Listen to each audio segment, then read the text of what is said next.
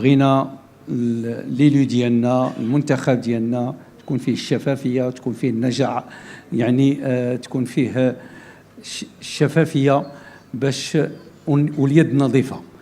شي حاجه اللي هي جد مهمه. راكم غادي ترجعوا عند المواطنين وغادي ترجعوا عندهم من دابا 3 سنين ولا من دابا 4 سنين، وغادي وكيشوفوا المواطنين كيشوفوا كل شيء وكيشوفوا اللي مزيان واللي ما مزيانش واللي نقي واللي ماشي نقي. فالله يجازيكم بخير، كونوا في المستوى ديال المتطلبات.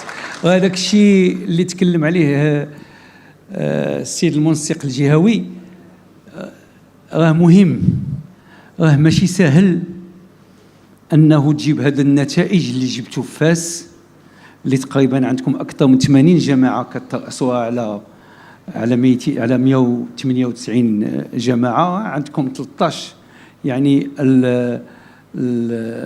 يعني البرلماني، جبتوا واحد العدد الأصوات اللي هي ياك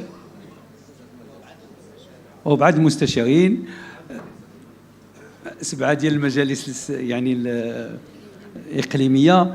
المهم نتائج كبيره واصوات كبيره، بريسك 28% ديال الاصوات اللي جبتوا يعني في المنطقه. فهذه ثقه كبيره على الكتاف ديالكم. الله يجازيكم بخير، خصكم تكونوا في المستوى.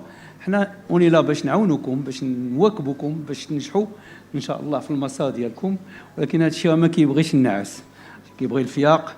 الواحد يتصنت، يشوف المواطن، يحاول يحل المشاكل اللي يقدر يحلها تما كيحلها، اللي ما قدرش يمشي يشوف السيد العامل، يمشي يشوف السيد الوالي، يجي عندنا الحزب نعاونوه في داخل الادارات. وهذا يعني بصفه عامه يعني كنعاود نذكر.